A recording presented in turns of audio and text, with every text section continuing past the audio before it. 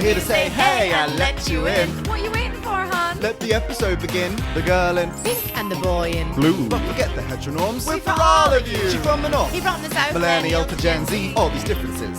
Girl, you're just like me. Pop culture obsessed, and it's your turn to breathe. So come dive dive into the world of the poppy scene. Boom! Hello. I'm Jacob David. Hiya, lovely ones. I'm Sarah Mackenzie. Welcome to your latest Poppy C Pod Roundup. Yes, your radio hosts turned podcasters are here to deliver a conclusive pop culture roundup of all the latest shenanigans you need to know from the world of Poppy C. Oh, and we do have a jam-packed episode for you today, babes. Honey P. And as always, a lot has been happening. As always? As always? It's literally inside me now. Whoa. Winky. Oh, yeah, there's been a lot happening in the land of the Poppy Sea. But one thing in particular has really been holding the space.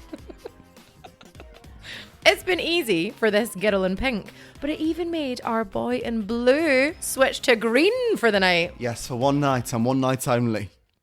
Wicked has finally hit the big screen, much to the delight of musical theatre fans around the globe. Yes, the most anticipated movie moment of the year has finally arrived, and woo, the hold this movie has had on pop culture has defied gravity itself.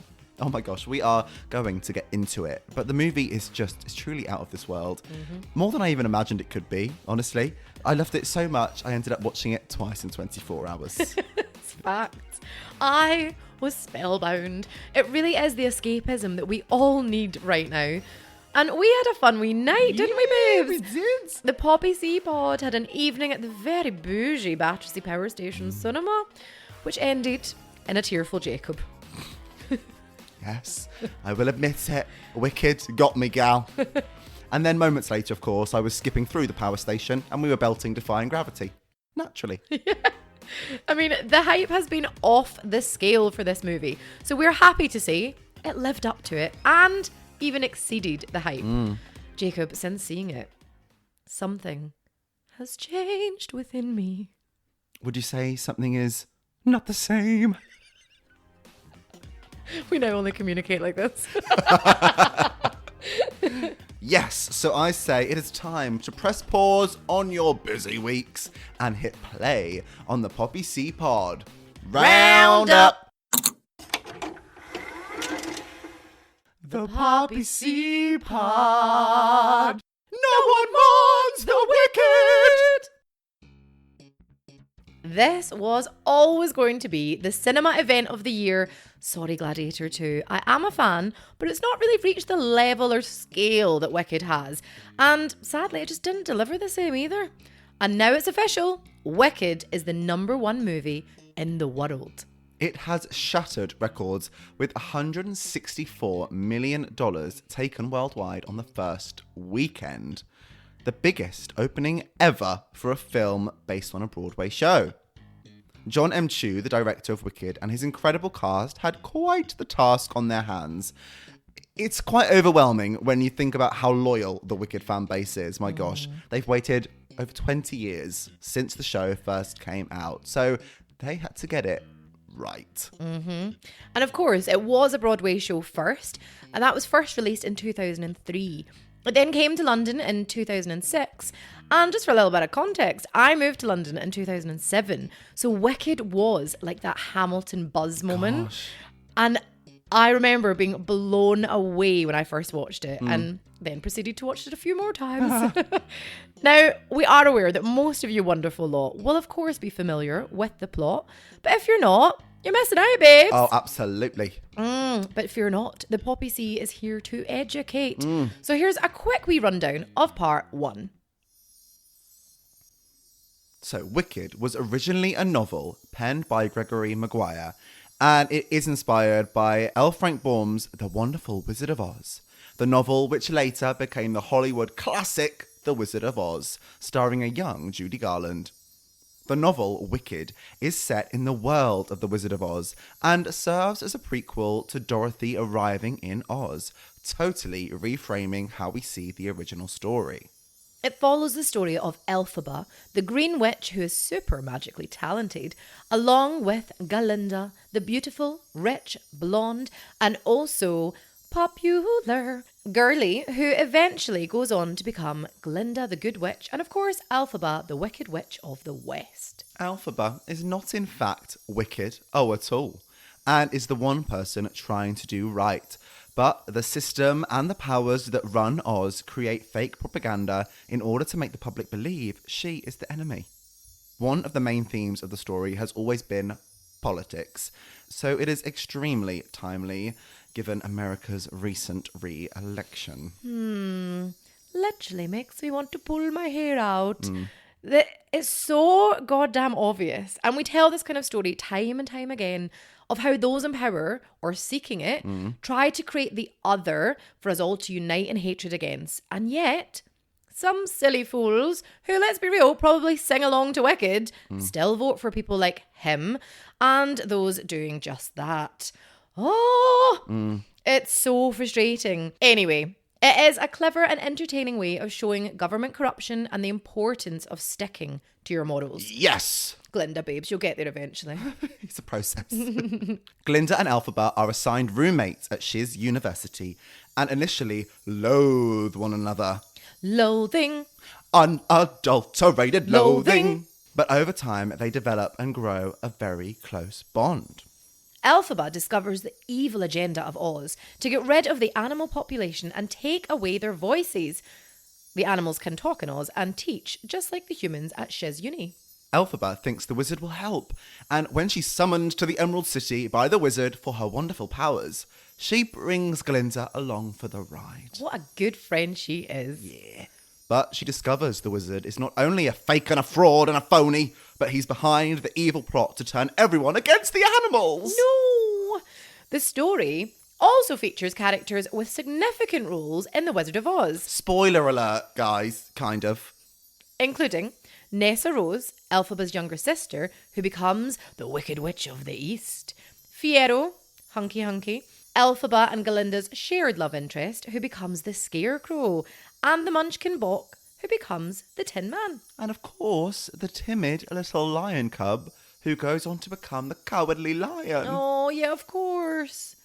And that is a very quick rundown of part 1. As this is such an epic film, we've broken it into wicked subsections. They are as follows. Who knew they made films like this anymore? The exceptional performances of Cynthia and Ariana, their adorable bond, and oh, the fashion. How is Jonathan Bailey getting hotter? The soundtrack. Jacob's Jams. Sorry, but how much is the marketing budget? Tasty Easter eggs in the movie. Good. So, we have our wicked agenda. Let's get going, folks and folkettes. Who knew they made films like this anymore? Yes, what a truly stunning and enjoyable cinematic experience. Oh, even if you don't like musicals, I'm not sure how you could not be entertained. Yes, because it's well documented. I struggle, actually, sometimes with musicals. Yeah. But not this one. Not this one. I mean, the performances, the music, the set, the actors, the surprises. Yes. Congratulations on a rather perfect movie. It feels like a true modern classic has been created. Dare I say, similar to the feeling when The Wizard of Oz came out back in 1939. I wouldn't know, but I can imagine. It's so rare to see a full-scale musical movie done this well since the OG day of musicals. And look, I'm going to predict that this is going to become a Christmas staple over the years, like we've seen with the Harry Potter series, Lord of the Rings, and of course the Oz films. Definitely. On a side note, the return to Oz, oh my goodness, anyone else traumatized by that as a child? It's such a scary kids film. Honestly, the 80s kids movies were messed up. And not gonna lie, right? Oh. I was a bit like, when I saw that it was 2 hours, 40 minutes. Serious? Oh, yes. We know we struggle with a long movie. Yeah. Yes. And just to put that into context, the whole of the West End show is 2 hours 41, including an interval. So I was a bit like, really? How are they going to stretch this out? Just for part 1. But I can confirm, like Elphaba on her broom, it flew past. It really did. Mm-hmm. In the blink of an eye. Really did. And I honestly felt like I was sat there for an hour and a half. I said to you, didn't I? I was like, how is that finished? And I didn't see one person to get up.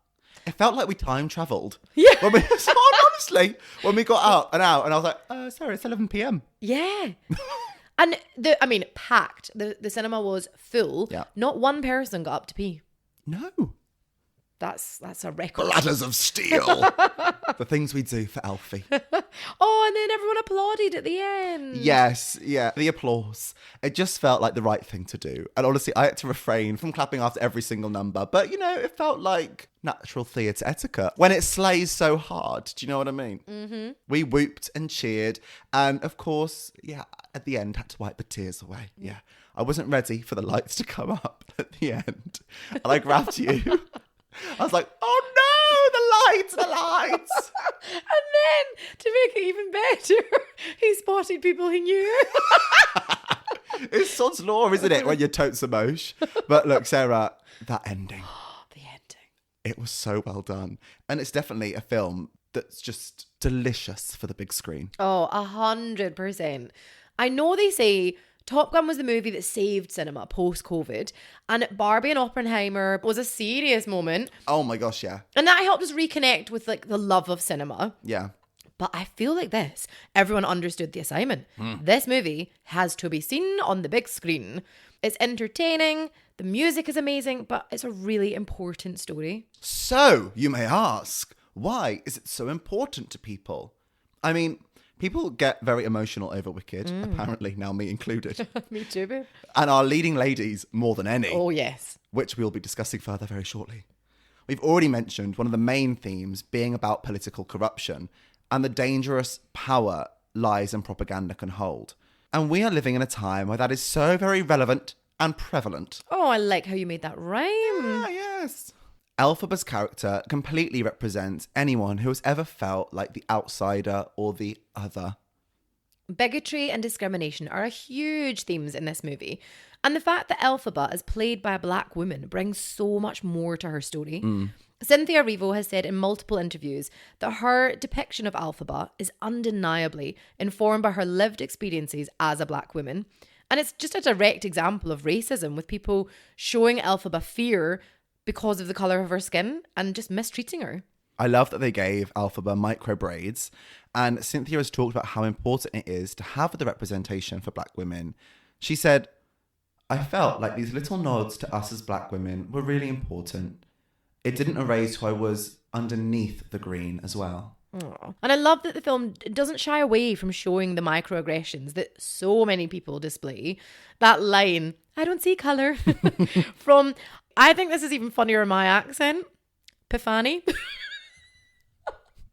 Epifani? How are we saying it, do we think? Italiano. Ciao, bello. Ciao, Pifani. That quip of I don't see colour is such a quick and perfect demonstration of this, and really a direct comparison of the type of language people use towards marginalised communities all the time. Yeah, often to silence them. Yeah.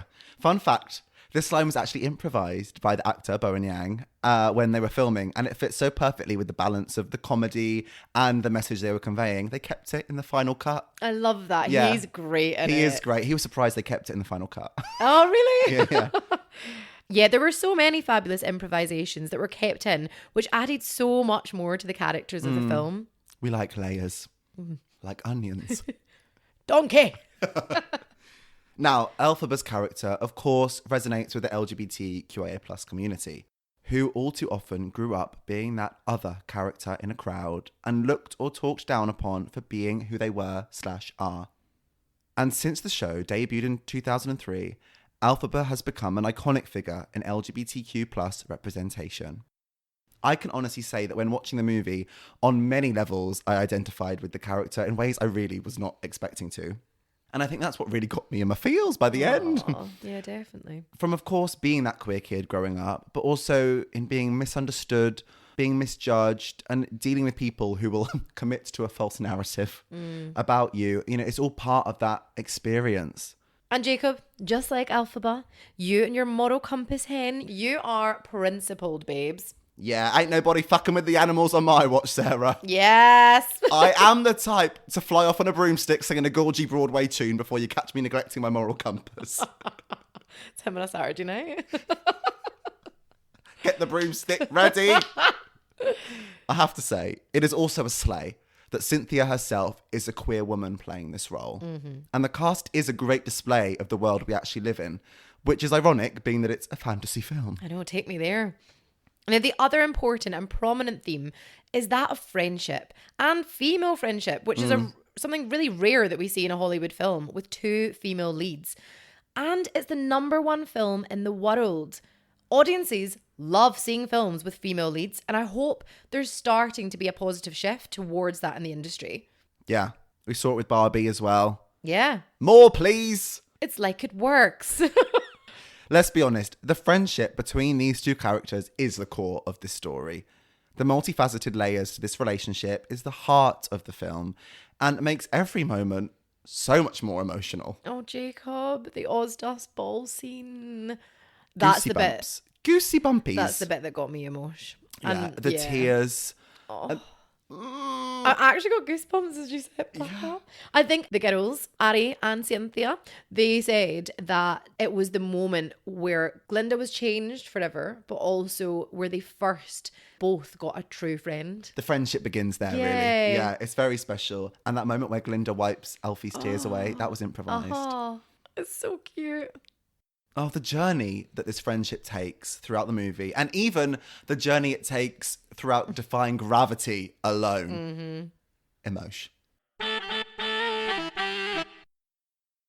The exceptional performances of Cynthia and Ariana, the incredible Bond, and oh, the fashion. Give them both Oscars. Seriously? Yeah, they were phenomenal. Give them all the awards. Just insane. Okay, let's get into this. Yes, let's start with the wickedly talented Cynthia Erivo as Alphaba. Very well done. Okay, Cynthia. Oh my goodness. She played her perfectly. She was believable, strong, and at times just heartbreaking. Agreed. Her portrayal is truly what had me relating to the character in this way that I didn't expect to. She grounded the story, and the performance was so nuanced, especially for a musical. Yeah. Yeah, true. It was, the acting was just, that's why I love Cynthia personally. Like, her acting is so top notch, which, sorry to say it, but musical theatre acting is normally pretty naff. On a general basis. The singing and the dancing comes first. Yeah, I know what you mean. Yeah, the acting is just there. But no, not here. She showed all the emotion. Fantastic eye acting, Indeed. too. So I actually read somewhere that she said, and this is really emotional, that Cynthia showed the bruises in her eyes that you couldn't see on her skin. And I really think that's a good description of how pained at times she played the character, which is so well done. Oh, she really is the perfect casting for her. And that voice. We all know that she is a vocal powerhouse, and it's such a pleasure just to sit back and witness her, especially as she's, like you said, such a phenomenal actor as well. It's like a sleigh broccoli just doing its thing. That can sing. Did you have any favourite scenes with Cynthia? So many, as we've mentioned already, the Ozdust Ball scene. Yeah, that would be the first one that came to my mind. The journey of defying gravity slapped me round the face, to be quite frank. Also, The Wizard and I, and we'll talk about it when we discuss the soundtrack. But like the goosebumps I had in that final moment of the song, as she like comes out into the wheat field. Yeah. It's the irony of that song as well. Yeah. That's so painful, like seeing her so joyous and optimistic. And of course, we know what's to come. Yeah. Yes, they're celebrating because you're dead, honey. I know. Not because they like you. Yeah. And I think that was the moment I think I literally grabbed your arm and was like, wow. Literally, I have my body just, whew. It's because I touched him. Plot twist. Surprise. Oh. It's well documented that Cynthia can kill it on Broadway and won a Tony for her role in The Colour Purple. Having personally experienced her performance of I'm Here, Oh, yeah. I can say I've never had a moment like that in a theatre before. Oh, wow. I'm not surprised she didn't want to get erased. Fair. Well, honey, she ain't been erased from this one. Well, some were skeptical if Ariana Grande was qualified enough to play one of the most beloved musical theatre roles. Well, our pop girly, Ariana Grande, shed her pop persona and completely transformed into Glinda. She really did. That operatic voice. Oh, She really managed to change her voice, and you don't think of pop star Ariana. no. She could flip between showing depth and having perfect comedic timing. She was full of wit and delivered on the physical comedy. Yes. And then switched it up for all those dramatic scenes. She really did find the balance of the layers of Glinda, as well as portraying such an iconic character. She paid such tribute to Kristen Chenoweth's original interpretation of the role of Glinda, but she really also made it her own. And Ariana fired it, but not in the way that people were kind of expecting her to. She really embodied the character. Which I think is hard to do when it's so iconic as well. Yes. And so well known. So I think she did a damn good job. Yes. I think it helped as well being on the screen, like these nuances that you're not going to get on a big stage show. You're not going to see the nuance. And so Glinda can kind of come across as quite one-dimensional. Yeah. But the movie experience with Ariana, etc., it felt like such a fully realized three-dimensional character. 100%. And even from that opening scene when she arrived via bubble, it was that smile, but the pained eyes that I was like, oh, she got the layers here. She really was great at showing the likability of Glinda and the reality that Glinda's character has the luxury of ignoring social issues and those of marginalised groups, which, you know, a lot of people in her position often do. This moment with Ariana does feel similar to me to the moment we got with Lady Gaga in A Star Is Born. Yes. Where people realise that, wow, they're a true cinematic talent beyond the bops, you know? Ariana nailed this role, and you can see how much both Cynthia and Ari immerse themselves into this world. Yeah. And you might have been sobbing at the end of Wicked, and I was sobbing at the end of A Star Is Born, and we both weren't ready for those lights to come up. No, it's so true. What is adorable is that clear bond and the love between these two women. They have really been on a journey together. You can see, yes. Now, they have got a bit of a reputation for being totes emosh throughout the press tour. And we're kind of here for this extraness. But I feel like it has been full-blown therapy sessions. Yeah. They're holding the space. Okay. And we know, babes, because we're in queer media. We've seen a few posts. Yes, this one interview in particular has recently gone viral. It's the holding space interview. It's got everyone like, huh? I've seen this. It's hilarious. It's the holding of the finger for me. The one index finger hold. Oh, it's moments like this when I'm like, do they still think they're in the Emerald City? Because they seemed wired to the moon. Also, that song has been holding space in the gay community for years. Yes, right. But I need to defend this interview for a moment because it has been taken out of context. Oh, surprise, As surprise. so many pop culture memes do, and we're here to Yeah. set the record straight. That's what we do. It's the one thing we do straight here at the Prophecy Pod. So, this particular conversation was actually in reference to the fact that this interview took place, I believe, a day or two after the recent election results. Of Trump getting into power. Ugh. And of course, you know, the marginalized groups that are being targeted by the upcoming presidency of Trump are women and the LGBTQIA plus community. And the conversation was very much in reference to the fact that despite this very dark time for our community, that the lyrics of Defying Gravity are really poignant in this time. Oh, okay. And that a lot of fans are holding those lyrics very dear in a time of uncertainty and fear of what's to come. Yeah, that So makes really, a lot of sense. it's actually really quite meaningful. And now I do understand the language they speak. And now we understand why it's holding so much space. Yeah. And you know what? I love that because it has been a gay anthem for years. But like you say, in a time that's so relevant to people being attacked again for who they are, then yeah, hold that fucking space. There has been a lot of tears during this press tour. And I mean, what makes it so funny is anything will set them off. Any question. And they're bawling. And I mean, I thought, I was like, all right, this is getting a bit fucking silly, to be honest. But now I've seen the movie. It's all forgiven. I forgive it all. The press tour has been serving. I mean, the Vanity Fair lie detector in the early days of the press tour. Yep. Cynthia feeling erased, of course. And Ariana giving that hilariously awkward interview when asked about Cynthia's online outburst. And it's just so clear as day. Ariana's not fucking bothered. Yeah. She's like, I love my sister Cynthia, and it's an adjustment period. She really feels like saying, Cynthia got a wee bit out of hand there. She should have just texted me. Should have kept that to the group chat, girlies. Yeah. Oh, we've had it all. We've had the bonding, the tears, the Harry Potter chat. Yeah. Loved that. And Ariana's little impression of Dobby. Dobby has friends. And then he dies. I mean, I'm with her, man. I'm totally with her. Oh, they're singing? I do think it should be a requirement that they sing in every interview, please. Oh, I'm ready for a live performance of the soundtrack. Oh, yes. Yes. I'm hoping at the Oscars. Come on. Oh, because that's not too far away. Their friendship has been really adorable to watch, and they are really entertaining together.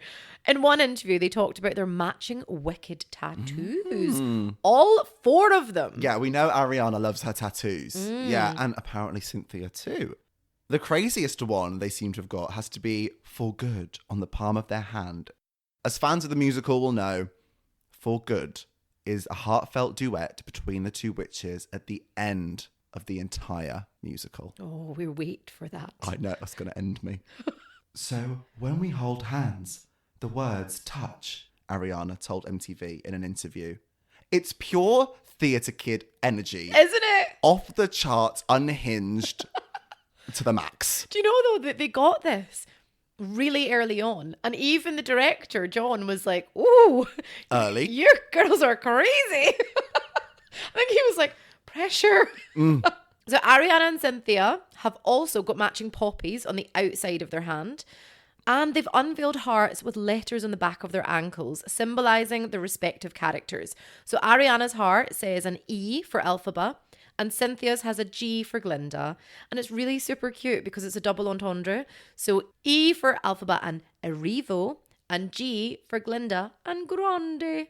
That's sisterhood. Oh, that is really cute, actually. Sarah, when are we getting ours? I know, right? Poppy C on the palm. Now, the final tattoo remains a mystery, with Ariana saying it has a more intense meaning. So, of course, we're all dying to know. Many are joking about what the hell happened on that set. Like, what the fuck did they all go through? Because they are bonded. And it seems they all got very close on set. Bok, we're looking at you. He does have a heart. Not for his ex-wife or his kid. I do jest because, of course, that has been a scandal we won't be getting into. Yeah. Who really knows? Exactly. Who really knows? Anything Wicked has taught us is who really knows what the truth is. Exactly. New partners have been found. Marriage is destroyed. I'm joking. Oh, but what this press tour has truly served is the looks. Oh, Next level. the fashion has been giving. I feel like Barbie handed over the fashion baton and said, continue this genius of fashion-centered marketing, linking to the narrative of the film, and they have done that. So much so. Our leading ladies were dressed by top fashion houses. Mimi Cottrell and Jason Bolden, stylists for Ariana and Cynthia respectively, succeeded in bringing the magical world of Oz to the audience by creating looks that told the story and reimagined the inspirations. For me, the minute I knew this film's fashion was going to be off the scale was the Paris Olympics. That look of Cynthia and her rich silk green, the unusual cut of both their dresses. Ariana's unique shape of her pink dress. Oh, Ariana's gloves, Cynthia's hat. The synchronicity. Yes, this was when we knew we were in for a real treat come the premiere. Paris was 4 months before the film release, and it was classy and stunning, and it's only continued. Yeah, they have seriously slayed each time. Each premiere has been a wow moment, and it's linked to the world of the film. So one of my faves, I think, is the Australia premiere. I think we both like this one. Same. Vivienne Westwood, the pink ball Ariana's. gown. Yeah. Yeah. The recreation of the original 1939 Glinda dress. Yeah. Unbelievable. Love it. Stunning, my friend. The London premiere and the last one of the whole tour, Oh, that was one of my faves. Cynthia's, was Oh my goodness. Yeah. With the leg. Holy shit, that look was, stunning couture. It was black, sleeveless, turtleneck, velvet dress. I know it sounds like a lot is It's going extra, on. but it's on brand. And the little hat that was like the hat. Did you see the clip of it's a fan accidentally knocking it and the devilish look Cynthia gave? Oh, really? Yes. Don't come for my witch's hat. But the feature was, like Jacob said, that one statement leg. It had like a lampshade style bronze cylinder, would you say? Yeah. And the tights on the one leg matched. Oh, I mean, it sounds mental, but she rocked it. It does sound mental and probably quite hard to imagine. So if you're in need and it's not coming to mind, check out the Poppy C podcast on Instagram. We've got you covered, boo.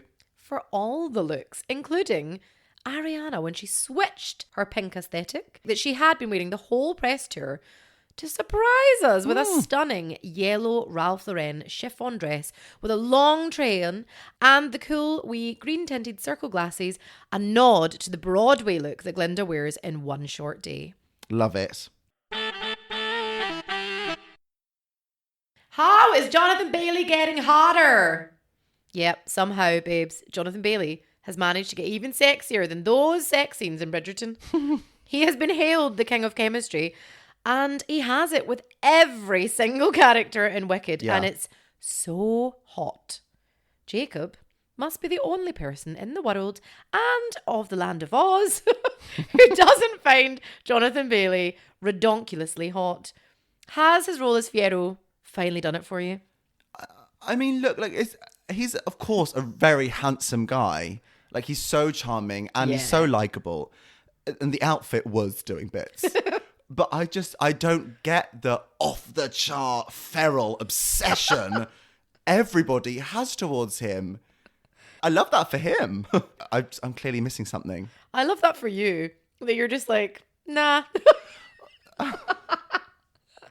He's attractive, don't get me, like objectively attractive. I just the weird like sexification of him is so strange to me. I think I've got it. You've not watched Bridgerton, have you? No. Yeah, there you go. Once we get you through that, you'll be there. Oh, I am of course aware he is not to be treated like some sex object. That's right, Sarah. And we should definitely mention how bloomin' talented he is. But he's just so smooth and he makes dancing look so sexy. Oh, sorry. See, it just keeps coming back to it. You can't resist. No, for real. His voice is incredible.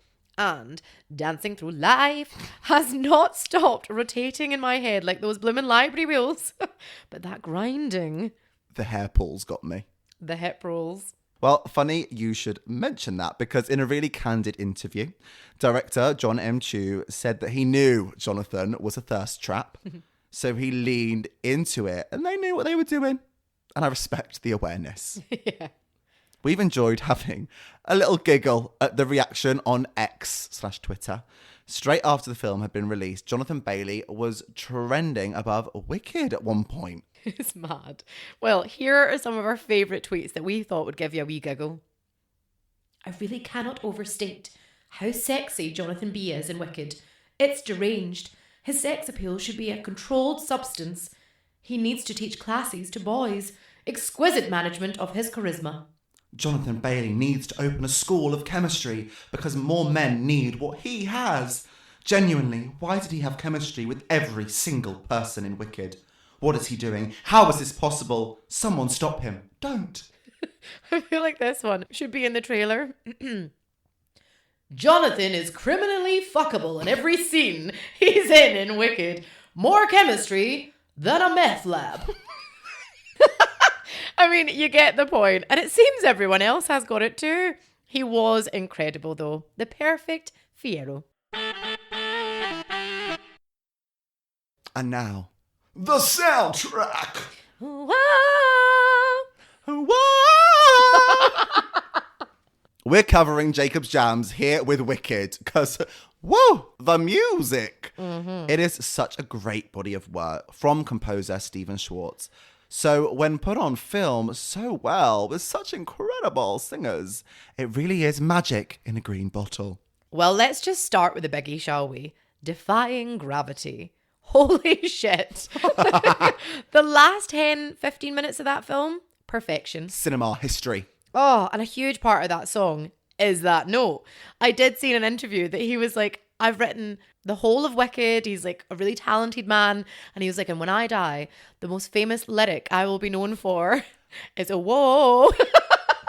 2 versions. Yes, of course. Well, actually, Cynthia did an interview recently where she expressed how they found that new note. Oh. And originally she went in and, of course, did it by the book. Very lovely, very nice. And Stephen said to her, give me your growl. I trust you with this. I trust you with the role. I trust you with the character. Give me what you feel would come from Elphaba. Oh, that's tingled my body. I have that effect. That's so nice. And you know what? Cynthia and Ariana's voices work so well together. Popular is just pure joy. So good. I love the key change they added in at the end. I got a bit emotional during that moment. I think for Ariana, right? Like Ariana grew up desperate to one day play the role of Glinda. And to see her like in her element as Glinda in the freaking movie of Wicked, singing Popular in that last bit where they added in this new version with the key change, it made me a bit emotional. Oh, It did, like, it's a full circle moment. You know, we all had these like childhood dreams, and just to see it realised for someone, I don't know the gal. Yeah. But I'm happy for her. We all are. Yeah. I think we're all like, oh, it's her destiny. Have you seen the video of her and her nonna watching it? Oh my goodness, that melted my heart. She's almost 100, so she would have seen the original Wizard of Oz come out when she was like 14. Oh my that's true. Yeah. So- Oh my gosh. She Nonna. lived the hype of that, and then to sit and watch her grandchild play Glinda. That's Oh, nonna. oh, no, as has featured in many of her album tracks. But I think that's it. Like Jacob mentioned, we've seen pictures of little baby Ariana meeting the cast, saying that she wanted to be in this. It does feel like a full circle moment. Yeah. And Stephen Schwartz, who is the composer, has said that if there's anything he would take from the movie and put into the stage show, it's that ending that you just mentioned. Yeah. Yeah, the popular change of ending. Yeah, we'll see what happens. I do love that the soundtrack and the movie also includes the Broadway, Elphaba and Glinda OGs, Idina Menzel and Kristen Chenoweth. And I love that they were able to be, spoiler alert, Spoiler. a part of the movie. That really got me. It was a lovely surprise. Yes. Sorry, not for you. But I just feel like it's their way of getting their flowers as well. Totally. And that moment they each had passing the baton. Oh, it's just so good. It just, yes, fed our soul. And that's only the first half. We're getting more soundtrack, guys. And oh my goodness, For Good, as we mentioned, will be epic. I can't even. Sorry, but how much is the marketing budget? All right, Fiona Harvey. I knew you were going to say that. That's a crossover we didn't expect. Oh my gosh. Imagine, in a bubble. Are you happy to see me? Oh, Jump scare. yeah. If 2023 was all about Barbie Pink, in 2024, it made best friends with green. Aww. And many brands have followed suit. Many. Yes, this marketing team have been working around the clock and deserve a round of applause. Is there anyone not doing Wicked ranges, Wicked promo, or pink and green products? I mean, this team have pulled off a marketing campaign like no other, as they have over 400 brand partnerships. I mean, it's been going on for a while and the movie's just come out. So maybe that was their strategy. They've cleverly seeped it into us over the last 6 months. And then when it came out, we all just went, activation Wicked. It was a gradual hype up. Yes, but it seems even the Wicked marketing team can make a mistake. And this was a pretty big one. Oh. They released the Barbie dolls of Elphaba and Glinda. Yes, all very exciting. Until it was discovered that the website link on this child's toy linked to an adult website. It's such a fail. Also quite hilarious. Wicked indeed. It's so funny. I mean, Shiz Uni and Winkyland really lend itself to the porn industry. But yeah, that was not a win for the marketing team. Well, it's because they're so busy. They're working with everyone and pulling off some pretty extra stunts, including lighting up the Arc de Triomphe in pink and green, renaming Greenwich University Green Witch, and recreating the Emerald City train for our fave witches to arrive on in Paris. And then there's the 400 plus brand deals. Obviously, REM, Ariana Grande's beauty line, which is everywhere, including partnering with launches for the movie and a whole pink and green range dedicated to the movie. I mean, I want that Glinda makeup box. I mean, it's working, Jacob. They've got me. I know what you're getting for Christmas, Sarah. Here are just a few. Obviously, these are all in Elphaba Green and Glinda Pink. We got Stanley Cups, Starbucks drinks, Crocs, and Glinda's have heels. Luggage ranges, clothes ranges with Gap, Target, Walmart, H&M, Forever 21, Lego sets, Shark Beauty. Bloomingdale's store in New York normally would have Christmas-themed windows, but no. No. They've gone full Wicked with a 400-piece Wicked holiday collection. Holy moly. And mac and cheese that becomes either pink or green. Disgusting. Yeah, it's a step too far for me. And the list goes on. Is it too much? I mean, you might disagree. I'm kind of loving the buzz about it. But if every movie did this, then yeah, I think it would be a wee bit tiresome. But this is more than a movie, babes. It's a pop culture moment. A moment indeed. Tasty Easter eggs. Yummy. There are a lot of fun Easter eggs. By the way, Easter eggs, a hidden detail or reference that is scattered in the film for fans to find or foreshadow moments in this movie. And as it is part 1, there's a lot of foreshadowing for part 2. They have made sure to pay homage to the original Wizard of Oz and the connections between the stories and the nods to the stage version. Okay, I'm going to start with a really fun fact here because I saw a lot online of people being like, why are the shoes not red? Ugh. Right. Let me explain to you, babes, why. Because in the original story, they are actually silver. Yes. They're sticking to the story. But it's actually more to do with copyright. So obviously, the books are out of copyright because it's been so long, which is why they could then make it into a movie. MGM still owns copyright. To the red ruby slippers. Indeed. Up until, I believe it's 2035 or 40. It's coming up. It'll come out of date. Oh, God, we'll be getting another remake. I know. And it's like, if those that are a bit maybe not as aware of this, it's like things like, if you put on a play, whoever's play you do, you pay royalties to the writer. That's why so many people do Shakespeare plays, because obviously it's out of copyright. You don't need to pay anyone. He did.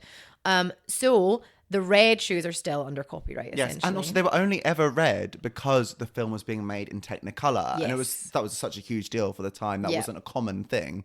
And the silver slippers, gorgy as they might have been, just didn't pop the way that a colour like red would Exactly against that that. yellow brick road. Yep. That is really the main reason they changed it, was to bring the wow of the colour. Yeah.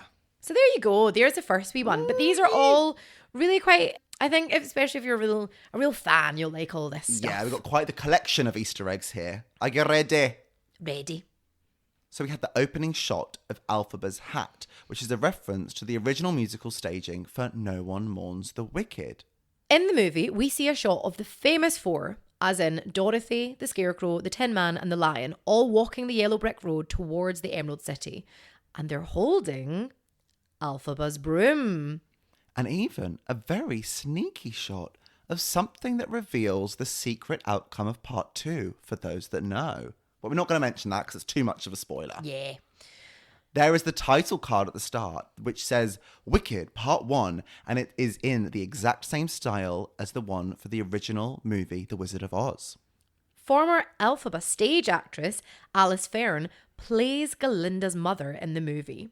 The heels of Nessa Rose's silver slippers are in the shape of tornadoes, of course, which is what brings Dorothy to Oz. A little foreshadow moment is Madame Morrible showing Elphaba her weather powers that will, of course, play a big part in the second part of the movie. And she turns the sky dark and stormy at the end to make Elphaba look more evil. The bike Elphaba uses when she runs off with Fiyero to save the lion cub. She puts him in the basket, and this is the same bike Miss Gulch rides in The Wizard of Oz. Miss Gulch played by the same actress who played the Wicked Witch of the West. As you've mentioned, the lion cub who will go on to become the Cowardly Lion. When Glinda rejects Bok, she places his red handkerchief where his heart is, which is a foreshadow to what happens to his heart. During The Wizard and I, Elphaba looks out to a field and sees bluebirds flying over the rainbow. In reference, of course, to the famous lyrics from OG song Somewhere Over the Rainbow. And there you have it, folks. Some of the Easter eggs you might not have noticed watching Wicked the first 1 or 2 times. And it seems that we have come to the end of our Wicked agenda.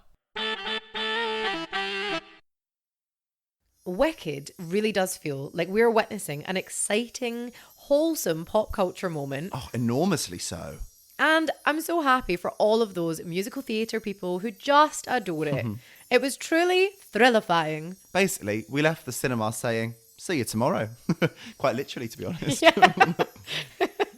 So, as you may be able to tell, we like this film. Yeah, we thought it was quite good. Yeah, quite good that. It has taken over pop culture, and it was only correct it took over the Poppy C Pod for this Roundup episode. That's right, my darling. But a lot has been going on in the world of pop culture, and I feel another wee roundup may be necessary. Sarah, I couldn't agree more. We'll see you next time on The Poppy C Pod. La la la la la la.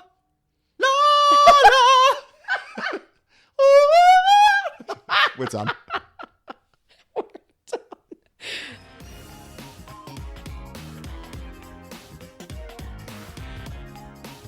Hi guys, thank you so much for listening to this episode of the Poppy C Pod. Whilst we've collected our information from reputable sources, the opinions and views expressed do not necessarily reflect or represent those who we've discussed in this episode. As much as we would have loved to have witnessed these Poppy C moments in person, sadly we did not. And this episode is a combination of in-depth research and our own opinions. Make sure to check out the Poppy C Pod on Instagram at the Poppy C Podcast. And at the Poppy C Pod on all other socials. Please leave us a 5-star review on your podcast streaming service. It really does make the world of difference to an independent podcast like our own. Thanks, darlings, and see you next time on The Poppy C Pod.